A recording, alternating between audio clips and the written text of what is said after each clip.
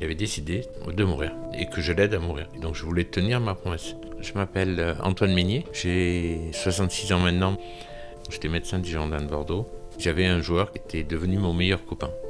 Un jour, il est venu me voir, il m'a dit j'ai mal aux jambes, je suis fatigué, j'ai maigri, j'ai des muscles qui tremblent. Je me suis aperçu qu'il avait la maladie de Charcot, qui était une maladie neurodégénérative incurable. Et la maladie de Charcot, c'est la pire de toutes parce qu'il n'y a aucun traitement qui soit efficace. Et donc, c'est un tremblement de terre. Je me dis, mon copain, il va mourir avant tout. Je me dis ça, c'est pas le médecin qui parle, c'est l'ami. Je lui ai annoncé le diagnostic et son premier mot, ça a été de me dire, le jour où je te ferai signe, est-ce que tu seras là pour me faire partir dans les étoiles? C'est les mots qu'il m'a employés. Il s'est dégradé jusqu'au moment où il avait des difficultés respiratoires. On ne parlait que par les yeux, c'est-à-dire qu'il fallait faire un tableau où j'avais fait un alphabet. Quand je suis passé devant là, il clignait les yeux. Et il a dit, voilà, c'est décidé, je veux tel jour. Avant Noël, après l'anniversaire de ses enfants, il avait décidé de mourir. Et que je l'aide à mourir. Voilà.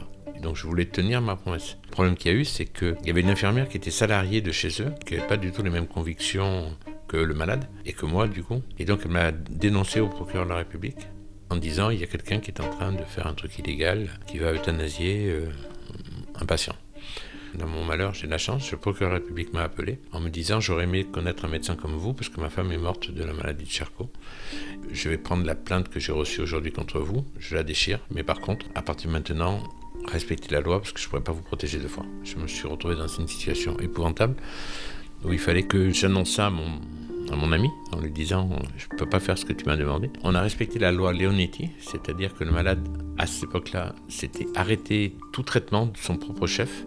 C'était légal, avec des experts médicaux qui avaient constaté qu'il pouvait rentrer dans le cadre de la loi, il fallait 2 ou 3 médecins.